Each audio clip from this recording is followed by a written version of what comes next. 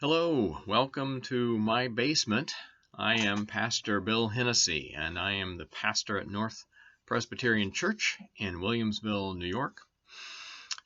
I'm preparing these Bible studies during our time of isolation and under the stay-at-home orders during the pandemic. I use the daily lectionary readings for these, and you can find those on the PCUSA website. That's pcusa.org.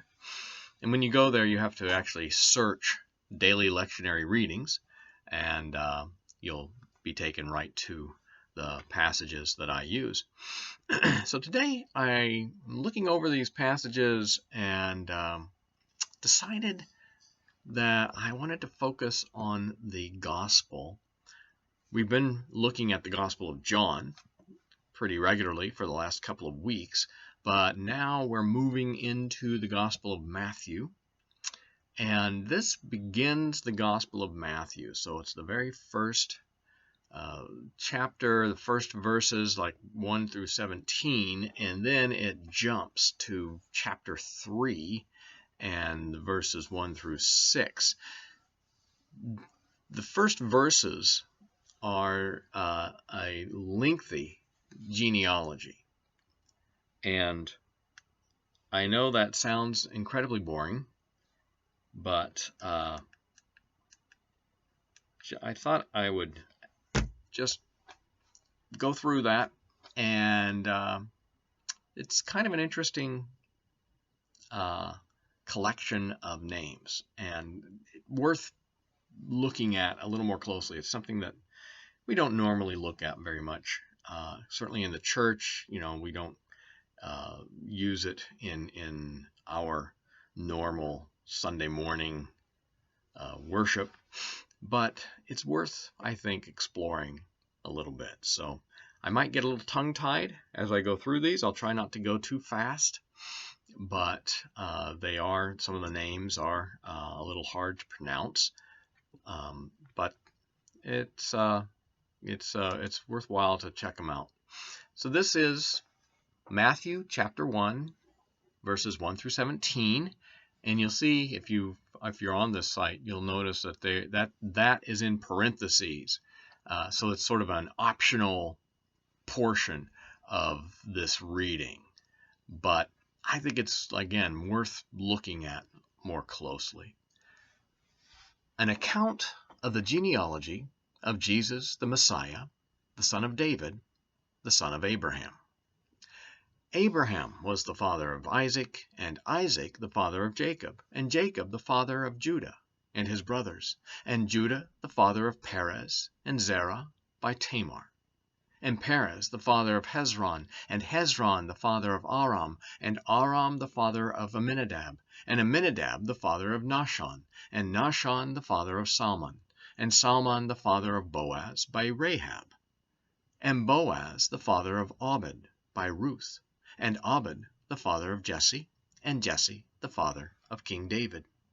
And David was the father of Solomon by the wife of Uriah, and Solomon the father of Rehoboam, and Rehoboam the father of Abijah, and Abijah the father of Asaph, and Asaph the father of Jehoshaphat, and Jehoshaphat the father of Joram, and Joram the father of Uzziah, and Uzziah the father of Jotham, and Jotham the father of Ahaz, and Ahaz the father of Hezekiah, and Hezekiah the father of Manasseh, and Manasseh the father of Amos, and Amos the father of Josiah, and Josiah the father of Jechoniah and his brothers at the time of the deportation to Babylon. And after the deportation to Babylon, Jechoniah was the father of Salathiel, and Salathiel the father of Zerubbabel, and Zerubbabel the father of Abiud, and Abiud the father of Eliakim, and Eliakim the father of Azor, and Azor the father of Zadok, and Zadok the father of Achim, and Achim the father of Eliud, and Eliud the father of Eleazar, and Eleazar the father of Matthan, and Matthan the father of Jacob, and Jacob the father of Joseph, the husband of Mary, of whom Jesus was born, who is called the Messiah. So all the generations from Abraham to David are 14 generations, and from David to the deportation to Babylon, 14 generations, and from the deportation to Babylon to the Messiah, 14 generations. And now we skip to chapter 3. In those days, John the Baptist appeared in the wilderness of Judea, proclaiming, "Repent, for the kingdom of heaven has come near." This is the one of whom the prophet Isaiah spoke, when he said, "The voice of one crying out in the wilderness, prepare the way of the Lord, make his paths straight." Now John wore clothing of camel's hair, with a leather belt around his waist, and his food was locusts and wild honey. Then the people of Jerusalem and all Judea were going out to him, and all the region along the Jordan, and they were baptized by him in the river Jordan, confessing their sins. And there it is. So, what's the significance of that long genealogy? What is the writer of Matthew up to? Well, there are probably a number of things. First, I think it is to place Jesus in the tradition and attach him to, obviously, David, but even farther back to Abraham, right? So you have this sort of straight line being drawn from Abraham, who is the father of us all, to David, who is obviously the vaunted king of Israel, the one who is sort of the messianic expectation, and then from David to Jesus. So it's I think a way of legitimizing Jesus' pedigree, right? And it's hard to know why that seemed necessary. Matthew's gospel is in a lot of ways sort of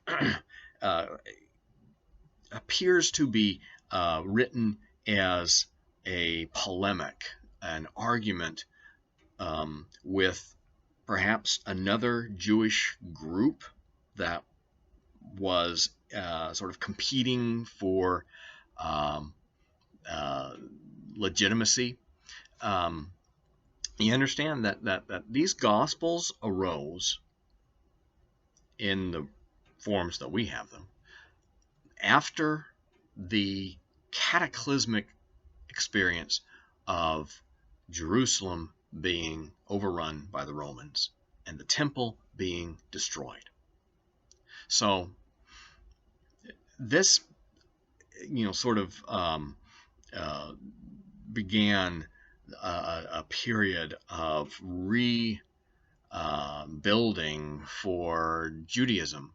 So you've got, these groups that are temple centered, and early followers of Jesus, were also sort of centered around the temple. But when that's destroyed in 68 CE, so 68 to 70 CE, the Romans come in to Jerusalem, and because there's been so much unrest there in Judea during that period, or leading up to that period, and they just wipe it out. It's a horrific time for the people in Israel and Judea at that time, and it scatters them. Jerusalem was just leveled, and the temple, and of course today all that's there is Kotel, the wall, the western wall, is really all that's left of the temple.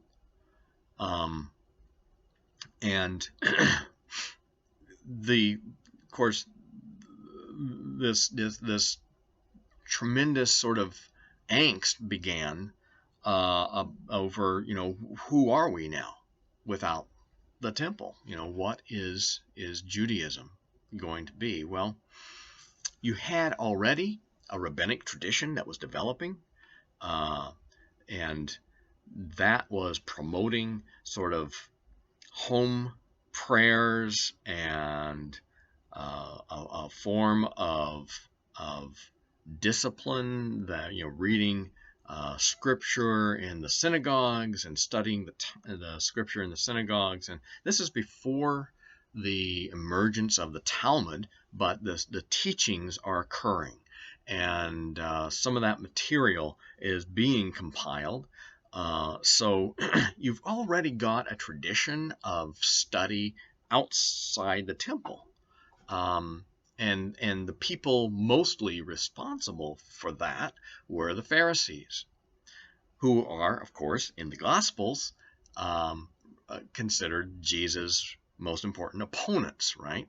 So Jesus is constantly sort of in this controversy with the Pharisees in the Gospels, and the Pharisees are portrayed often as very sort of rigid and self-righteous and that kind of thing. In reality, the Pharisees were important leaders. They preserved the tradition of Judaism. They saved Judaism, and they had already sort of created the framework that made it possible for rabbinic Judaism to emerge, and so you've got Christianity and rabbinic Judaism sort of growing up together out of the rubble of the temple. And Matthew's gospel may sort of reflect that period, and it could be sort of an attempt to sort of be in a kind of dialogue with that other synagogue that's also forming at the same time. So one important piece to that is, these people are claiming that Jesus is the Messiah. Well, what kind of background does this Messiah come from? What's his pedigree? And that's what this genealogy is attempting to do. Now, the genealogy is fascinating to me because as you go through it, you have all these names of men, and then suddenly Tamar. If you know the story of Tamar, you know that she was not an Israelite. She was an outsider and had sort of was mistreated and yet persevered. And so Tamar is the first woman mentioned in this genealogy, and she's not an Israelite. It's kind of odd. You go further along and you come across reference to Rahab, who is the mother of Boaz. Rahab, again, a Canaanite. You know the story of Rahab. She was in Jericho when the people came into Jericho, and she helped the Israelites. She hid them in her home when they were doing their sort of reconnaissance work in Jericho. And then when the Israelites, stormed Jericho, she was given a safe passage, and then became part of the Israelite community. And she was the mother of Boaz. Boaz, of course, goes on to marry Ruth. Ruth is a Moabite, again, another name that's mentioned, who is the mother of Obed. And Ruth becomes then the great-grandmother of King David. But she's a Moabite. And if you know anything about the Moabites, they are a hated country. Terrible antagonism between Moab and Israel. It's all through the Hebrew scriptures, And yet here we have a Moabite who is, in the line in the genealogical line of King David. And then, of course, David has this affair. It says the wife of Uriah. Of course, we all know that's Bathsheba. And that is David's sort of horrible sin when he has Uriah murdered, essentially. Puts him on the front line where he knows he'll be killed so that he can get him out of the way. And it's a terrible story. And yet here the wife of Uriah, Bathsheba, she is sort of lifted up in this genealogy. And then finally there's Mary, also lifted up in this genealogy. So just, these women, Tamar, Rahab, Ruth, Bathsheba, and Mary. These women who represent, in some ways, I think, sort of the outsiders who play a pivotal role in the birth of Jesus, in that succession. Without them, the writer seems to be suggesting there could be no Messiah. Jesus would never have been born if it hadn't been that these women were involved in this succession. It is, to me, just a fascinating way to lift up the role of women and the role of people who are deemed outsiders, and the importance of that in the sort of making, you can see that, of Jesus. What does that tell us? Well, one feature of Jesus' ministry and his teachings, if you read all the Gospels really, but certainly in the Synoptic Gospels, Matthew, Mark, and Luke, one of Jesus' central messages is inclusion. That there he makes no distinctions between Jews and Gentiles, and there seems to be a vision of an all-encompassing kingdom that is emerging. And this genealogy sort of points to that, points to the necessity of our connection to one another. It's, you can't read the mind of the person who wrote these things, but I don't think there's much in the Gospels that is there by accident. The writers were intentional about what they were doing. And so that genealogy doesn't just sort of, occur by accident. It's not just a coincidence. It is finely crafted and done in such a way that certain names are sort of elevated, and only a few women, and they are women who have particular roles in the life of Israel, and these women, all of them except Mary, I guess, are women who come from foreign backgrounds. So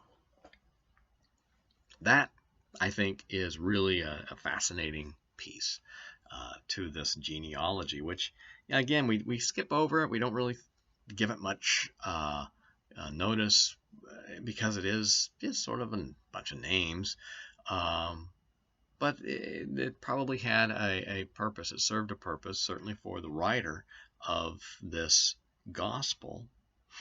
And of course, there's the whole numerological piece, 14 generations from Abraham to David, 14 generations from David to the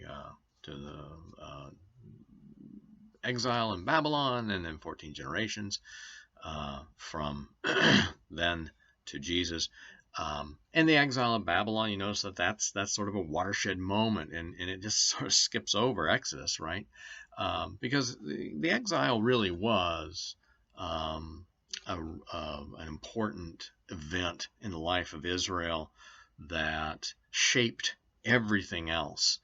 It shaped how the Israelites looked at their past, and it shaped how they went forward. So, the exile into Babylon is just absolutely essential in the sort of establishing of Judaism, really. I would say that in many ways there was no Judaism before that exile. It's not until after the exile and they come back with this sort of compilation of Torah and history that is used as the sort of foundation for this rebuilding of their society that Judaism is born, and the Judaism that Jesus inherits is sort of born from that experience. So you can't downplay, or you can't overstate, let me say, the significance of the exile, which is fascinating again because the destruction of the temple. I mean, the exile was caught, when they were taken into exile by Babylon, the first temple was destroyed. And that was the making of Judaism to a certain degree. They come back, they rebuild it. And then in 68, 70 CE, the temple is destroyed again. And that becomes the making of modern Judaism. Rabbinic Judaism emerges from that. So, if you look at the history of Israel, you see this sort of death and resurrection motif that is part of their reality, and it's really remarkable. And in a certain way, Jesus sort of embodies that through his own death and resurrection, right? So again, you've got this sort of ongoing cycle that pervades Israel's history of death and rebirth, death, rebirth, and the destruction in 68 and 70 was a new death, and which led to a new birth of Judaism and of Christianity, right? So you've got the two movements sort of taking off after that. So then after the genealogy, we jump to John the Baptist. And I think because of the time of the year we're in, this now is going to launch Jesus' ministry, obviously. John the Baptist comes. And John the Baptist is this fascinating figure, right? He, in Luke's gospel, he's portrayed as Jesus' cousin, the son of Mary's cousin, Elizabeth. But in Matthew's gospel, that's not, that connection isn't made at all. And John the Baptist is this prophetic figure who comes out of nowhere, it seems, out of the desert, where he's been sort of existing on honey and locusts. And there's a lot of conversation or at least questioning of what does that mean? What are locusts? And does it mean like actual bugs? Or does it mean like pods from locust trees? I've heard. I suspect it's real bugs. If you're only eating honey, then you better have something for protein. and locusts obviously would have protein. So it's just this ascetic existence that he lives, and just a camel hair, clothing, and a belt around his waist. He's just this wild man out of the desert, and he's calling people out to where he is, to the desert, to their roots, right? Calling them away from where? Well, from Jerusalem. And the only thing in Jerusalem that is really important is the temple. He's calling them away from the temple. And that is in itself a sort of critique of the temple. In a sense, John the Baptist is saying, you're not going to find redemption there.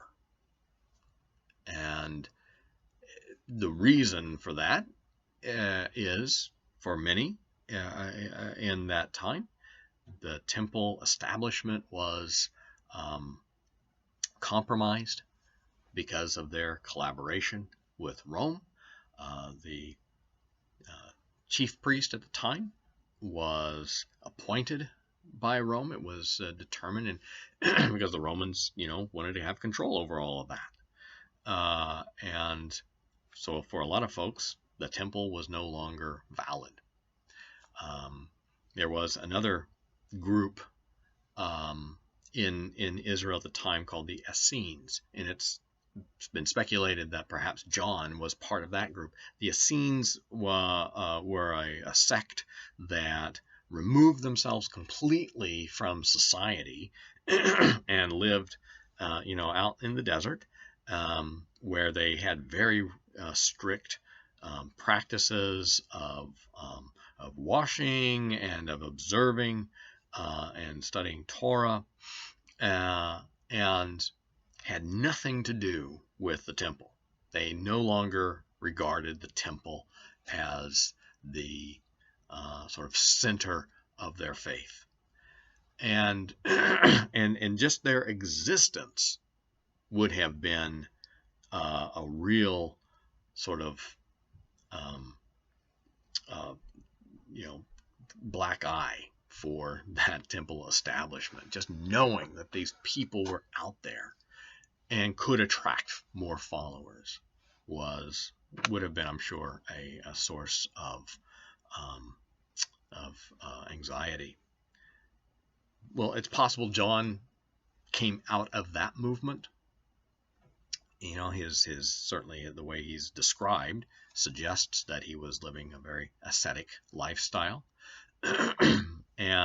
But he saw his role as bringing that sort of redemptive lifestyle to the world, to Judea, to all of Israel. And so he's calling them out to be baptized in the River Jordan. Again, the Jordan, this sort of iconic place in Israel. It's across the Jordan that the people entered the Promised Land. So essentially, John is saying, come back to the Promised Land. Come back into the Jordan, be washed, and enter the new world, the Promised Land. So you have all of these sort of hints and messages sort of popping up in this material, and we read this, I think, often too quickly and too easily, when it is so filled with meaning, and meaning that would have spoken to the people then in ways we can't fully appreciate, but we can certainly imagine. So this is the beginning of this movement, and in the next days, I'm sure we'll be looking more at Matthew's gospel. I hope. I haven't really looked ahead too much, but perhaps we can start to sort of untangle some of that material and start to look more closely at what it is that this movement is trying to accomplish in a world that was full of turmoil. Absolutely, just a very, very sort of explosive time in the history of Judea and Judaism. So I look forward to that, and I hope that your day is a good one, and that you enjoy your continuing to enjoy good health, and that soon we will perhaps be able to see one another and enjoy each other's company again. Until then, friends, be at peace.